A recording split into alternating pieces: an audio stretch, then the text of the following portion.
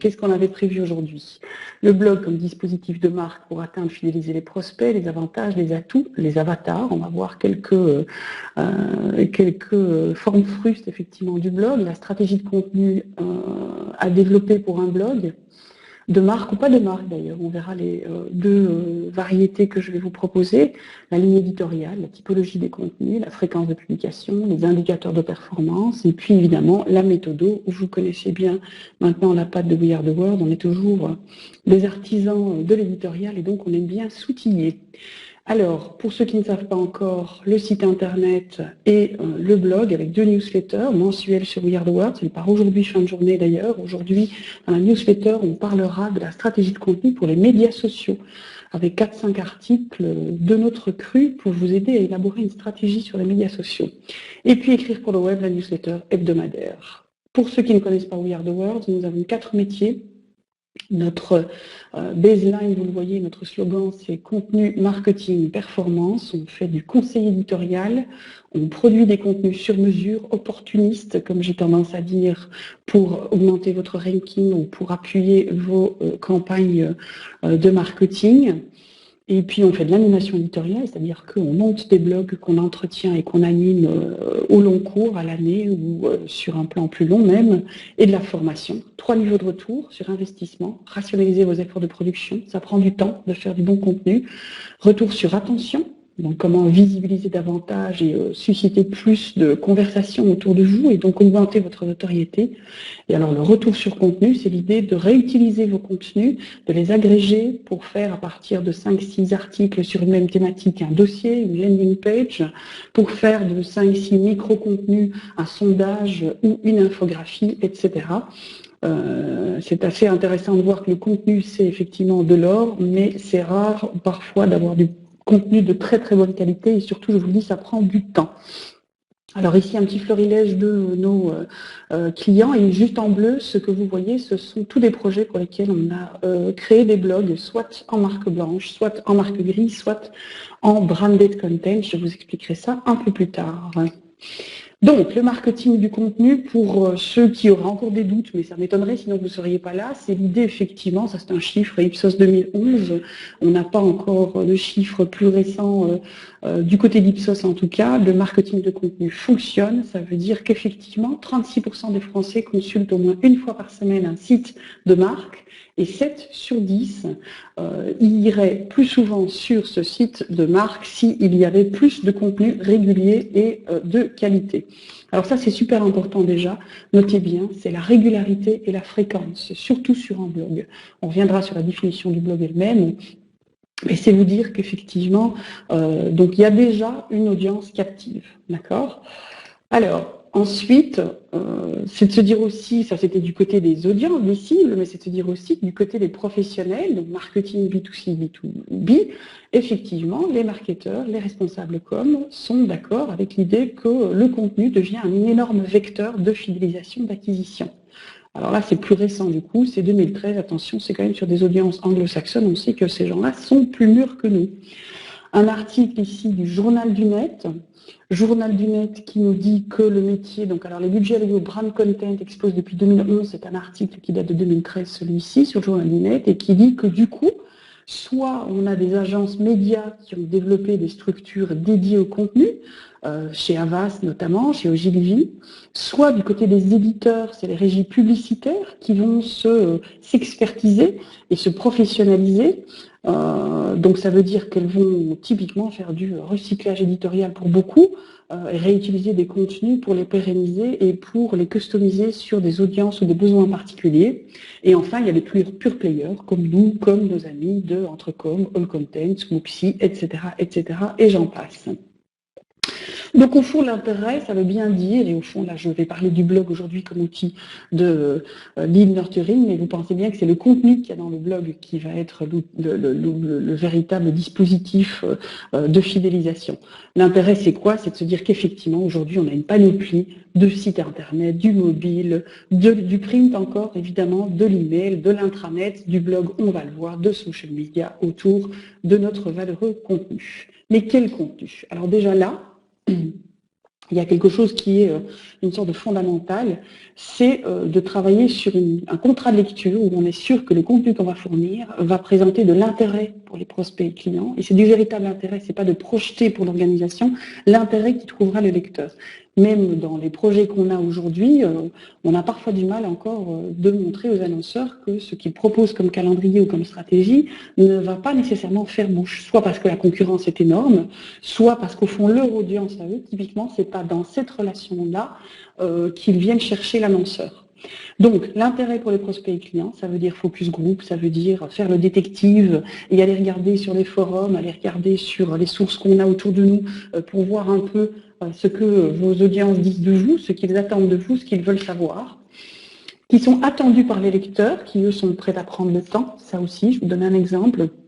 On a développé un dispositif de blog en B2B pour une boîte d'électricité, de domotique, etc. Ben voilà, on constate aujourd'hui après focus group et test utilisateur que les audiences n'ont pas nécessairement le temps de lire ça, et donc on a adapté là aussi les contenus. C'est un contenu qui va informer, divertir, éduquer, fidéliser, convertir. Donc il faut donner de l'utile. Il faut aussi également se dire que qu'est-ce qui a déjà été dit, qu'est-ce qui a déjà été expliqué sur un sujet et qu'on pourrait traiter d'un autre angle. Comment est-ce qu'on pourrait divertir? C'est pour ça que des formats tels que les insolites, tels que les citations, tels que l'humour vont fonctionner assez bien sur un blog. Enfin, il faut la régularité, je l'ai dit. Gratuitement en général. Maintenant, on monte également des blogs payants en B2B, surtout dans le bancaire, dans l'assurantiel pour le B2B. Du coup, la qualité doit être exceptionnelle puisque ce sont vraiment des experts et des journalistes experts qui vont travailler dessus. Et enfin, également, ça c'est aussi une valeur importante, le blog aujourd'hui, et surtout dans ses avatars, on le verra, le blog aujourd'hui doit permettre une interaction, doit ouvrir à la modération des commentaires. Si on veut faire du lead nurturing, si on veut faire du CRM derrière, donc je vous remets encore le lien pour télécharger la présentation, si on veut faire du CRM, Client Relation Management, savoir justement quel est l'intérêt, quelle est la curiosité de nos prospects, de nos clients, il faut permettre cette interaction. Pour pouvoir ajuster, je vous donnerai 2-3 exemples tout à l'heure de la valeur ajoutée de cette dynamique. Et puis évidemment, l'appropriation par les cibles. C'est le b.a.-ba du Web 2.0, c'est de se dire que vos cibles vont pouvoir partager, agréger, syndiquer, réutiliser vos contenus, télécharger certaines choses également. Donc c'est un minima si on veut qu'un blog fidélise, puisque c'est bien ici du lead nurturing et de la fidélisation dont on parle. Donc, qu'est-ce qu'on va avoir? Un contrat de lecture, d'accord? Une valeur ajoutée, en tout cas. C'est pas de l'ardite, il faut quelque chose en plus. Il faut aussi se dire que si sur le site, on sera dans une tonalité plus corporate, peut-être plus centré organisation, on pourra se permettre sur un blog, d'autant plus s'il est en marque grise, c'est-à-dire avec pas le nom de la marque dans le header, mais on va dire un dispositif qui est plus généraliste, on devra donner une valeur ajoutée. Logique du don et du contre-don, donner les choses et surtout, vous ne recevrez que si vous donnez, et si vous donnez de la qualité. Donc ça veut dire qu'il faut avoir des goodies, il faut proposer des téléchargements, proposer des quiz, donner aussi, intégrer vos actions de marketing dans votre blog et permettre à l'utilisateur chaque fois de s'approprier un peu plus, non pas juste une expérience éditoriale avec vous, mais également évidemment plus de relations vis-à-vis de vos services et de vos produits. Et donc, de cette manière, vous permettrez au fond de fédérer une communauté autour de votre image de marque. Je vous donne un exemple, on travaille avec un e-commerce en déco, eh bien on a déjà proposé à la fois des sessions en vie réelle pour expliciter, donc avec les abonnés du blog, pour expliciter comment faire sa déco dans sa salle de bain, comment faire sa déco dans son salon. Et l'idée, c'est que nous allons faire la même chose maintenant en webinar sur le web. Et donc, ce n'est pas juste un e-commerce qui vend de la déco, c'est aussi derrière une équipe qui aime son métier, qui le partage et qui aime donner des conseils sur la manière d'intégrer ces objets dans la vie du quotidien de ses utilisateurs, de ses clients. Alors pourquoi ça marche? Bah, ça, vous connaissez, c'est le Web 2.0 qui nous a fameusement amené au content marketing. Si vous reprenez, par exemple, vous devez connaître un peu, ça c'est la pyramide de Maslow, les besoins de Maslow, besoins de survie, sécurité, appartenance, estime, réalisation. Et d'aucuns se sont amusés à décliner, au fond, cette pyramide sur tous les dispositifs qu'on voit de plus en plus en ligne avec ces notions de partage, d'agrégation, de recommandation, de commentaires. Et donc là, c'est, regardez bien ici, comme on a page perso, blog, microblogging, l'estime de soi. C'est une manière, effectivement, que ce soit pour une marque ou au niveau individuel pour un expert, comme nous d'ailleurs, hein, comme les experts en web, on a tendance à vouloir partager ce qu'on sait, formaliser aussi, parce que c'est ça l'intérêt du blog, ça permet de formaliser à terme, surtout en B2B, une pensée, une méthodologie, une manière d'aborder son métier. N'oubliez pas pourquoi ça marche aussi, parce que, vous vous souvenez, hein, The Time chaque année qui fait son dernier numéro sur The Person of the Year, la personnalité de l'année, il y a eu Barack, il y a eu Mark Zuckerberg, et puis en 2007-2008, je ne sais plus, c'était You.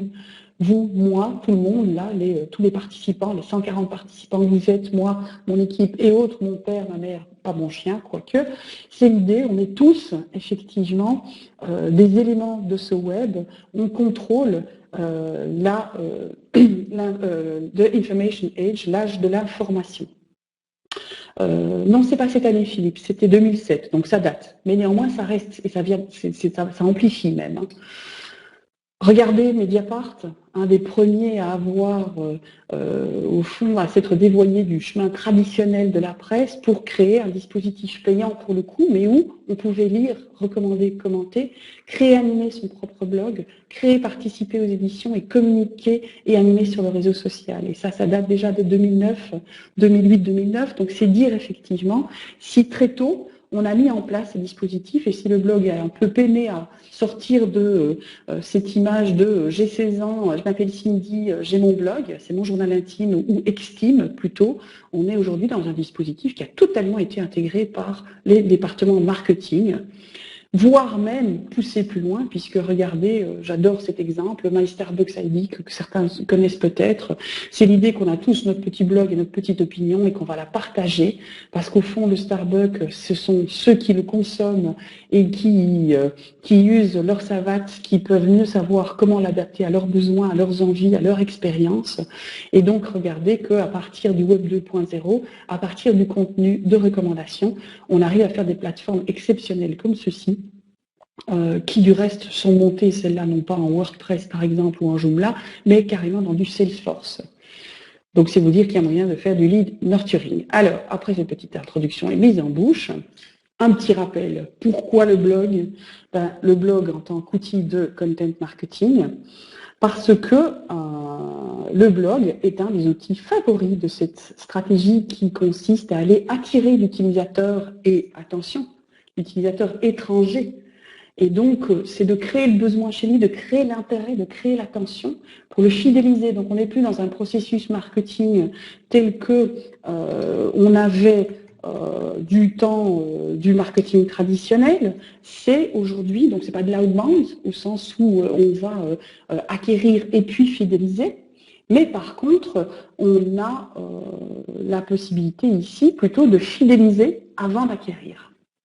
Et donc, regardez un petit peu qu'on retrouve le blog en premier dispositif pour attirer nos utilisateurs lambda qui ne nous connaissent pas, donc qui n'ont qu'un niveau de caption, de rétention et de captivité et peut-être même d'intérêt et de connaissance à niveau de notre marque. Et alors, on va les amener, voilà, sur tout ce trajet-là. Comme vous regardez, et je vais vous montrer quelques-uns des outils qu'on utilise, le blog, les call to action, les landing pages, les formulaires, l'email, on le verra également, effectivement, etc., etc. Donc c'est là-dedans que s'inscrit effectivement le blog. Alors, première étape, le versant éditorial de l'inbound marketing sur un blog, analyser les besoins des publics cibles. Les besoins qui ne seront pas couverts sur les autres dispositifs tels que le site corporate. Je ne vais pas parler de Facebook et autres parce que sur Facebook, on n'articule pas des besoins, on articule davantage de la conversation, de la relation. On est dans la fonction beaucoup plus relationnelle et émotionnelle, on va dire, de fidélisation. Planifier la production des contenus essentiels essayez de travailler sur un calendrier effectivement prospectif pour voir si vous tenez la route en fonction de vos budgets et en fonction aussi de vos ressources, évidemment. Concevez des textes utiles, attrayants, pérennes, adaptés aux médias. Trop souvent encore, on voit des dispositifs en ligne où c'est l'éditorial qui n'est pas adapté. Les phrases sont longues, les circonlocutions, les antécédents, il n'y a pas de sous-titres, il n'y a pas de liste à puces. C'est le b.a.-ba de l'écriture web est totalement galvaudé aujourd'hui et on a tendance effectivement à faire plus de bruit qu'autre chose et à oublier au fond simplement la qualité formelle des contenus. Publier des contenus actualisés, influents, utiles, mesurer les actions, ajuster, entretenir la communication et les relations. Ça veut dire quoi? Ça veut dire aller voir effectivement et forcément les commentaires, mais répondez-y et utilisez ces commentaires pour pouvoir rebondir et ajuster votre calendrier éditorial avec de nouveaux sujets. Ça nous change des marronniers, c'est pas plus mal et c'est là qu'on commence à avoir un média qui est vraiment orienté sur nos cibles à nous. Donc de manière générale, on va dire que le marketing de contenu, c'est de la stratégie, comprendre, planifier, produire, mesurer. Pour ceux qui nous connaissent, c'est notre petite marotte, notre cercle vertueux, notre chanson à nous. Alors, les objectifs. Le blog va contribuer à l'activation de la marque, va contribuer au SEO. On a des clients qui nous demandent de mettre en place un dispositif blog pour réduire les budgets SEA et augmenter le SEO. Augmenter le trafic. On a des clients, je vous le montrerai tout à l'heure, qui ont des excellents taux de conversion, qui ont un super produit, qui commencent, c'est des startups, qui ont des, voilà, qui viennent de rentrer dans la danse de l'e-commerce et qui, malheureusement, ont peu de trafic. Donc là, on va effectivement travailler sur du push et du pull. Et puis derrière, c'est important, c'est un peu dans un entonnoir, hein, c'est derrière, on va pouvoir faire de l'acquisition de données, simplement, d'email. Vous téléchargez le guide gratuit pour changer sa déco à moindre frais dans votre salon, vous faites de l'acquisition. S'inscrire à la newsletter, c'est de l'acquisition. Donc on a là, effectivement, télécharger le PDF de cette conférence, c'est de l'acquisition, si vous n'aviez pas encore remarqué. Et puis on fidélise quand on donne de la qualité, quand on est sympathique, quand on est chaleureux, qu'on a cette logique de don et de contre-don, on est effectivement dans une logique de fidélisation. Les gens ont tendance à revenir si vous leur donnez de la qualité. Si vous avez donné les super conseils pour redécorer le salon, on aura tendance, quand on doit redécorer la chambre, eh bien, de peut-être revenir. Ou également d'aller partager ça auprès de tes copines. Ah ben tu sais, sur Félicie aussi, j'ai trouvé des super conseils pour décorer ma chambre à coucher en design industriel, qui l'eût cru. Et puis la conversion, évidemment, parce qu'il y a toujours un moment où ça termine par un achat, par une forme de contre-don et d'achat sur l'e-commerce, par exemple. Au niveau des performances, on les connaît. Taux de visite, durée de visite, nouvelles visites, taux de clic, taux d'inscription, taux de participation au concours, au sondage, par exemple, le taux de rebond, évidemment. Alors attention, pour ceux qui ne savent pas encore, ne vous inquiétez pas que sur un blog, on a des taux de rebond énormes. Hein. C'est du 75% facilement, parce que c'est vrai que l'utilisateur a tendance, on va dire, à, via les agrégations et via la diffusion sur Facebook, Twitter et autres, à arriver sur le blog, à consommer le dernier article qui a été diffusé sur les autres canaux et se contenter de ça. Alors, ça veut dire quoi? Le taux d'engagement, oui, tout à fait, effectivement. Après, la question du taux d'engagement, il a lui-même des indicateurs quantitatifs, le taux d'engagement. C'est un peu au fond, quand vous dites taux d'engagement, c'est ce que j'appelle le ROA, retour sur contenu, ROA, retour sur attention, return on attention. Quels sont les niveaux de conversation qu'on va avoir et qu'on va susciter, qu'on va créer, générer? Et quel effet boule de neige? Quelles vont être les conversations positives, négatives, neutres autour de votre marque?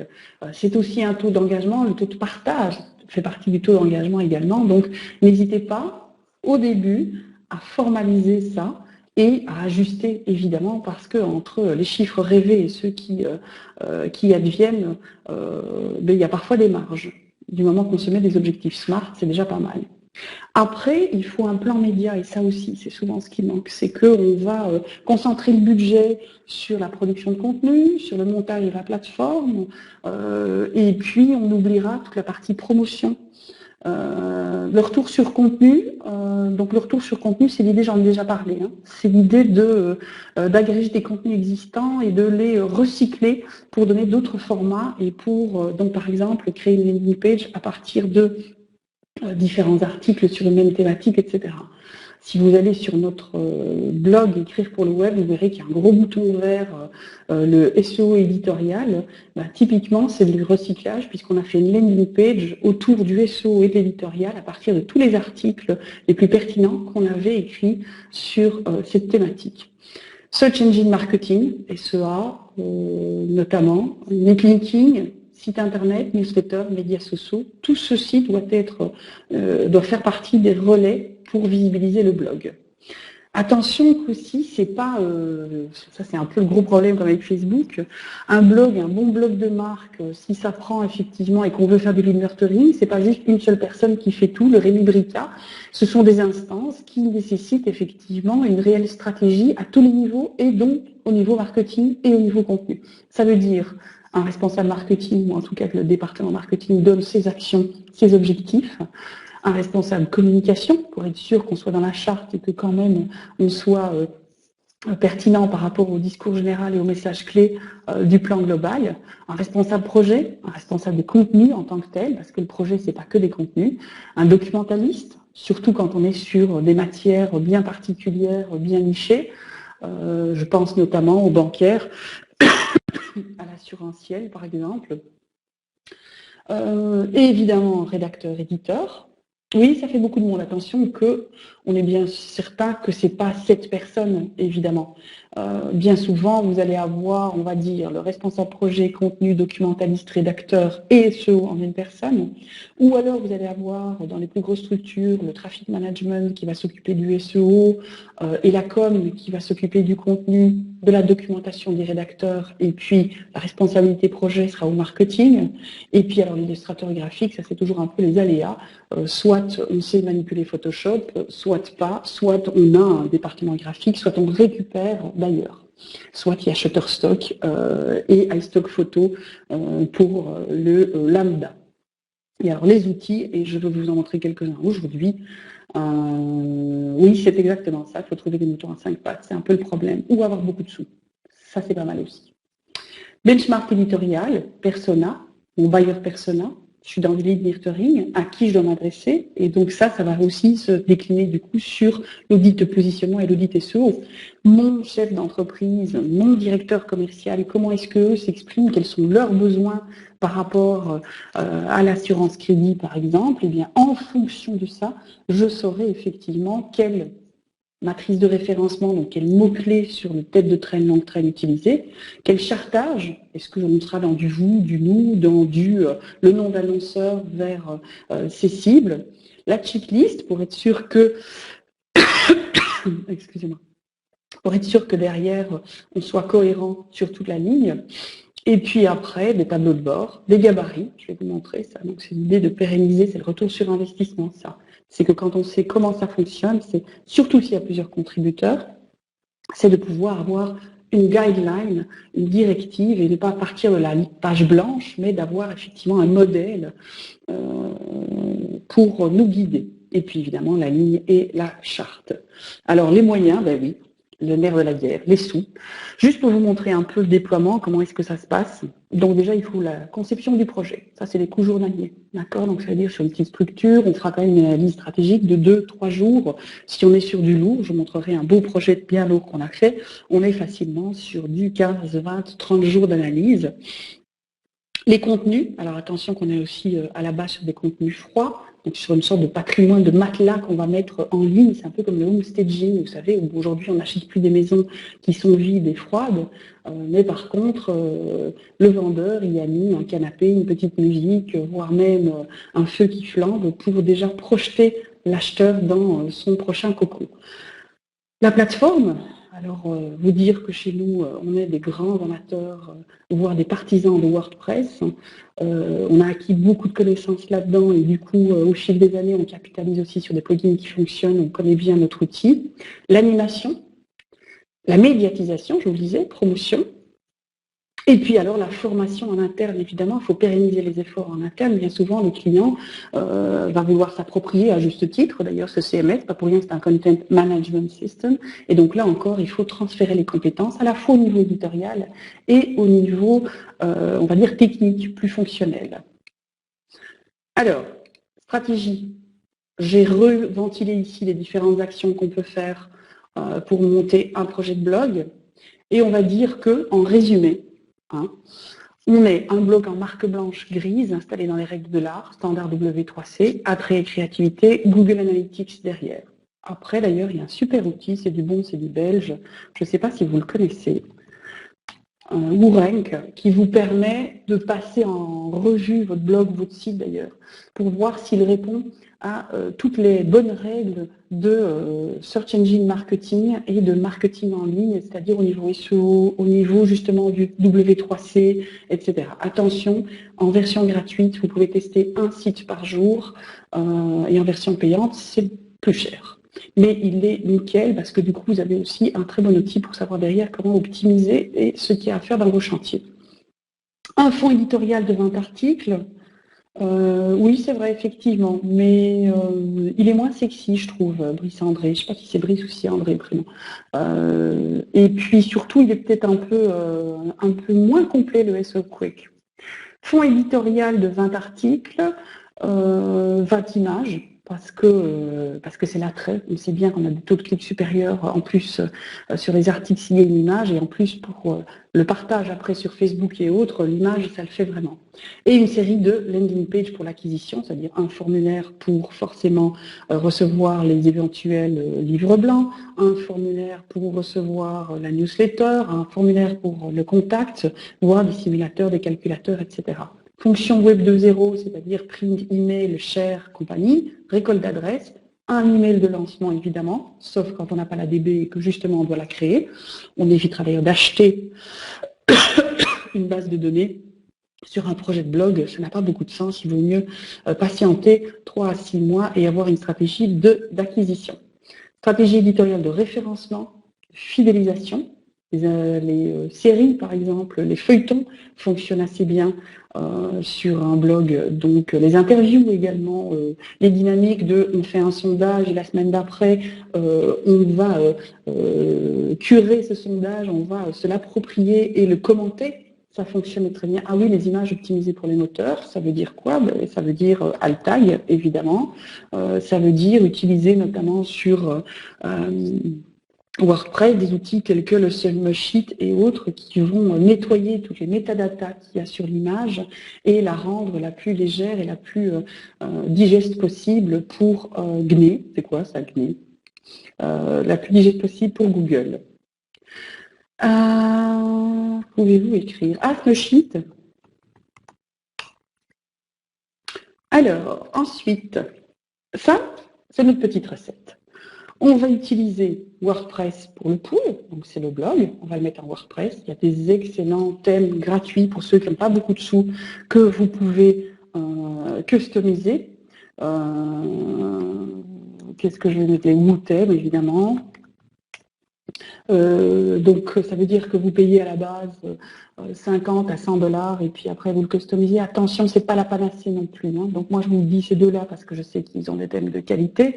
Après, voilà, nous on a travaillé pendant très longtemps avec Flexitel qui a été très très bien pendant quelques années. Aujourd'hui ils font plus rien, ils bougent plus et donc leurs thèmes sont en train de craquer et de percer dans tous les sens. On utilise pour le push MailChimp parce que en plus les plugins MailChimp fonctionnent très très bien. Et puis pour le share, évidemment, ça va être du Twitter, du Facebook, du LinkedIn, tout ça dépend. En outil d'acquisition, ne pas oublier les boutons. Alors là aussi, sur les boutons, il y a un super plugin sur Facebook qui s'appelle Max Buttons, je pense, qui vous permet de créer et customiser vos boutons dans la couleur, la forme, etc. en fonction de ce que vous voulez vendre derrière.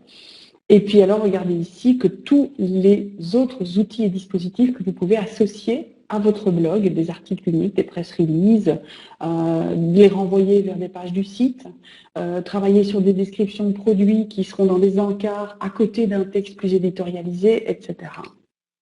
Et alors, les outils qu'on va voir aujourd'hui, que certains peut-être connaissent parce que je les ai déjà utilisés, les outils éditoriaux, la matrice de positionnement, le vocabulaire, le gabarit, le calendrier, la charte.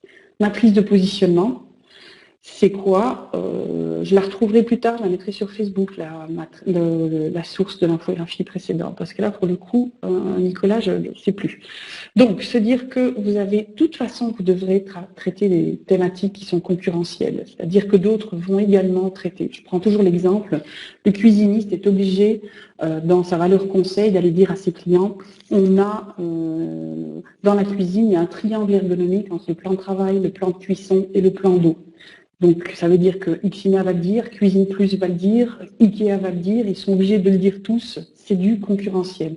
Le focus, c'est ce que vous allez dire vous, que les autres ne diront pas. C'est votre ADN à vous, c'est votre Unique Value Proposition. Et les niches, c'est de temps en temps, progressivement, aller s'orienter sur des sous-segments d'utilisateurs. Ça va être les femmes et la voiture, ça va être le deux roues urbain et pas le motard, ça va être les chefs d'entreprise et pas les directeurs commerciaux, etc., etc.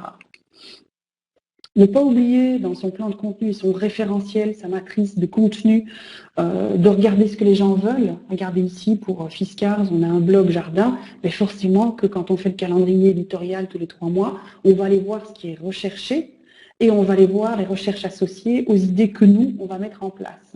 Et du coup, ça nous donne des conseils et ça nous donne des idées pour établir un calendrier qui soit conforme aux recherches des gens. On va essayer de travailler moins sur la tête de train qui est plus, elle, du corporate, qui sera, alors, en évitant d'ailleurs les conflits entre toutes les actions de référencement sur le site corporate et celles qui seront sur le blog à côté. Il ne faut pas un moment que l'un décoiffe l'autre, il faut une complémentarité. C'est pour ça qu'on aura tendance à travailler sur la zone médiane et la queue ou fond de train sur un blog. Au niveau du vocabulaire contrôlé, c'est quoi? Le blog, vous savez ce que c'est les catégories des tags. C'est l'idée, effectivement, très vite, en amont, de déjà contrôler son vocabulaire, c'est le cas de le dire. Je vous donne ici un exemple. Sur un blog, on a 3 grandes thématiques. Ailleurs, entre ici et là-bas, à la maison. Donc ici, c'est voyager, là, c'est la mobilité, et ici, c'est rester chez soi. Et on va avoir des sous-catégories qui vont être santé, sécurité, les jeunes, les expats, les seniors, les vacances, l'argent, le travail, les parents. On va déjà essayer, dans un premier temps, de se dire, tiens, essayons de voir les thématiques ou des sujets qu'on pourrait traiter et de voir si on a effectivement la possibilité de les mettre entre 2, 3 catégories différentes. Et puis alors, nous, on a tendance aussi à travailler sur la typologie des contenus, c'est-à-dire est-ce qu'on sera sur du bon plan, de l'insolite, du pour ou contre, de la nécro, hein, donc c'est le flashback, on va dire, de l'interview, du diaporama, du repère, etc., etc. Donc là, le plan de contenu, c'est vraiment important. Le gabarit, essentiel aussi. Alors là, l'idée, regardez, c'est très simple. La thématique, le titre, le chapeau. On a tendance, nous, à récupérer ça parce que sinon, ça fait beaucoup de contenu à écrire et donc on aura en plus de cohérence. On utilise un super outil également sur WordPress qui s'appelle SEO Yoast Optimizer pour optimiser nos articles pour le référencement éditorial. Vous avez immédiatement feu vert, feu orange, feu rouge pour savoir si votre article est optimisé. Mais si vous voulez d'abord l'écrire en Word ou le faire écrire en Word, rien de tel que d'avoir, comme vous le voyez ici, un bon gabarit qui va vous permettre, regardez ici, au fond, de bien structurer votre contenu. Le calendrier, très important. On a dans le calendrier, donc c'est aussi un super calendrier des articles, plugin dans WordPress qui va vous permettre de planifier, d'intégrer déjà votre calendrier que vous aurez fait valider en interne ou par vos clients dans votre WordPress et de directement aller travailler dessus et même de le faire valider à partir du calendrier. Et du coup, vous avez une vision beaucoup plus claire, on va dire, et voire même concrète pour voir ce qu'il en est. Alors ici, on est sur un gros dispositif. C'est un magazine papier qui passe en digital. Et donc là, on est en train de travailler sur la volumétrie des contenus et la fréquence. Et donc, regardez qu'effectivement, ce sont 3 exigences. La fréquence, la régularité et la variété des contenus pour assurer que votre blog fidélise au long cours. En termes de régularité, à minima, un article par semaine. Alors moi, j'ai tendance à dire 1 à 2 articles. On va le voir. Je ne suis pas sûre qu'on va le voir d'ailleurs. Non, on ne va pas le voir. Alors, je vais vous le dire. Donc ici, c'est quoi? Alors, le plugin, ça s'appelle Editorial Calendar, je pense. Donc, à minima, un contenu long, un contenu court. Contenu long, ça va être 300, 350 mots. Contenu court, on va être sur du 150, 250 mots. Vous agrégez tout ça dans une newsletter via MailChimp, vous travaillez sur le pull, sur le push. Et donc, regardez, pour terminer, une petite charte, si on est sur un gros dispositif. Qu'est-ce que ça veut dire? Ça veut dire que s'il y a plusieurs contributeurs, s'il y a des backups, s'il y a plusieurs départements qui vont intervenir, alors à minima, effectivement, il faut un contrat de lecture qui sera gravé dans le marbre à travers une charte éditoriale, pardon, et sinon une petite chèque de qualité. Vous pouvez d'ailleurs vous la télécharger ici sur notre blog. C'est déjà un bon contrat avec vos rédacteurs pour s'assurer qu'ils fassent de la lisibilité des contenus lisibles. Alors, regardez quelques exemples, parce qu'au fond, c'est toujours, je ne crois que ce que je vois. Autoscout24.fr, qu'est-ce qu'on a fait? Ils ont énormément de dépenses en SEA. Ils voulaient limiter ça. On a monté un magazine, donc c'est du blog, c'est du WordPress. On a monté un magazine qui aujourd'hui travaille beaucoup sur, au fond, l'expérience de la voiture.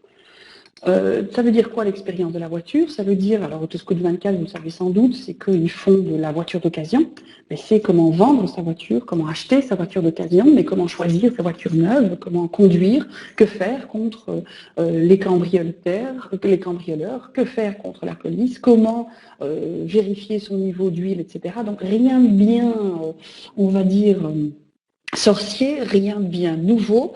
Par contre, c'est l'idée simplement de pouvoir être au plus près des requêtes populaires dans les moteurs de recherche. On travaille beaucoup sur les marronniers, évidemment, et ça marche assez bien. Alors, qu'est-ce qu'il y a ici? Alors ça, c'est intéressant. Moteur Addict, c'est pour le groupe AXA.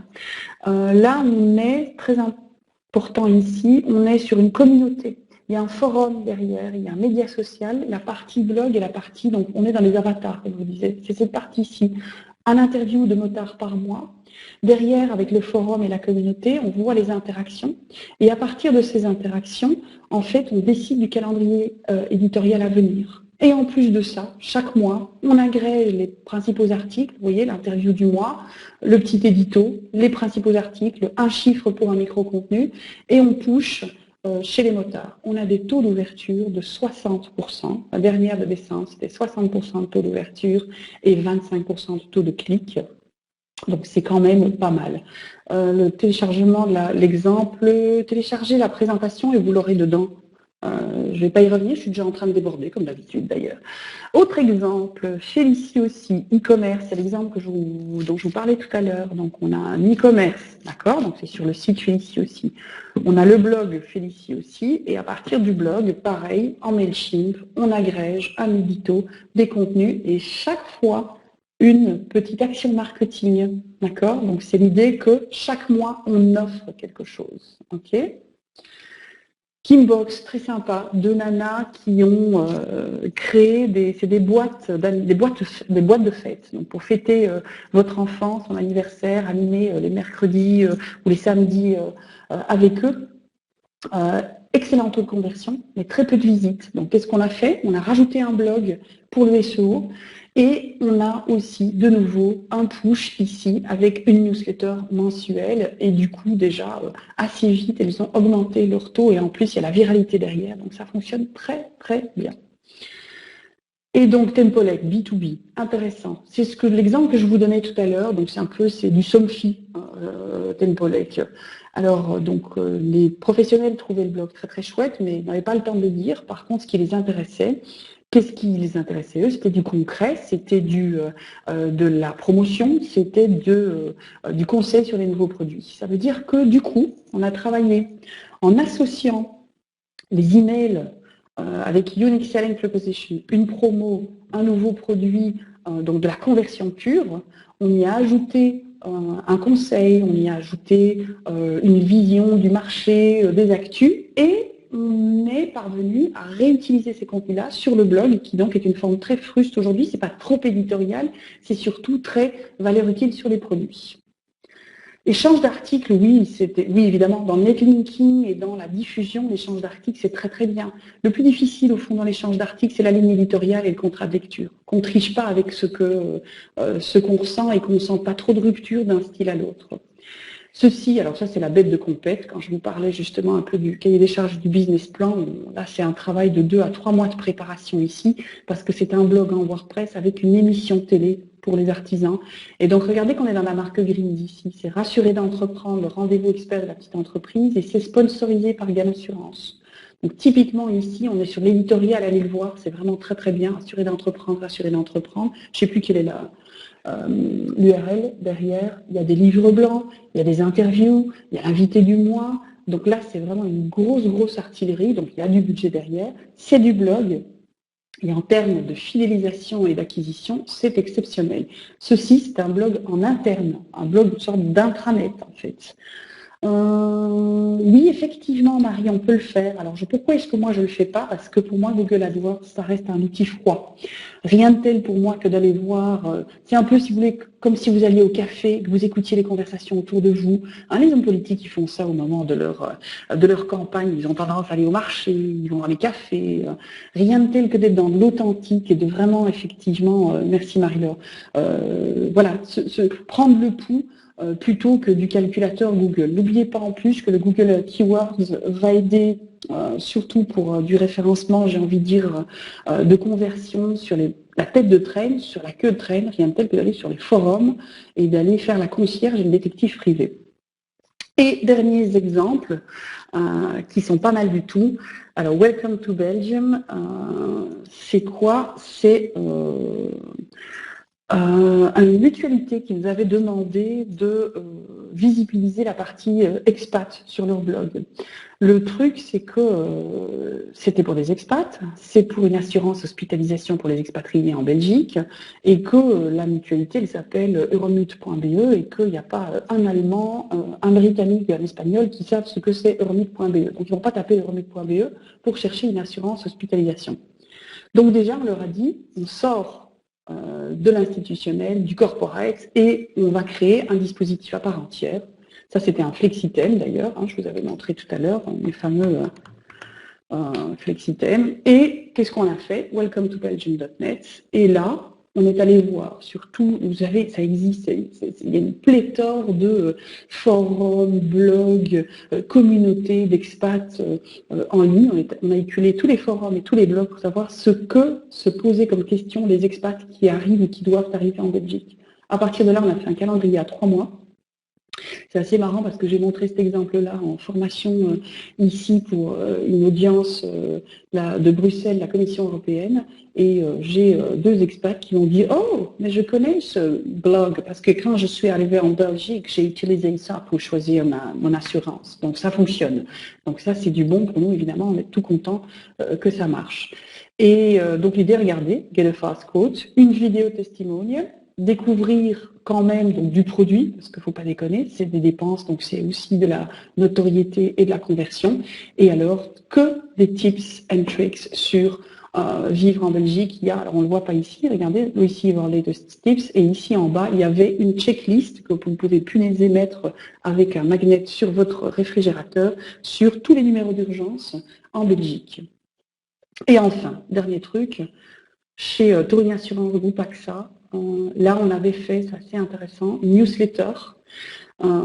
Et en fait, les articles de la newsletter étaient optimisés SEO parce qu'à terme, on se disait que ça pourrait effectivement donner naissance à un blog. Donc, ce n'était pas dans le projet à ce moment-là, mais ça allait le devenir. Et donc, on a fait ce système d'optimiser les articles pour le SEO, avec en plus, chose intéressante, à chaque édition, chaque mois, un petit sondage Facebook qui, du coup, allait générer une idée d'article et le contenu d'un article le mois suivant. Et voilà, les amis. Combien de mots-clés? Alors, 3. 3 mots-clés. Et alors, par ordre de priorité. Donc, premier mot-clé, deuxième mot-clé, troisième mot-clé. Voilà.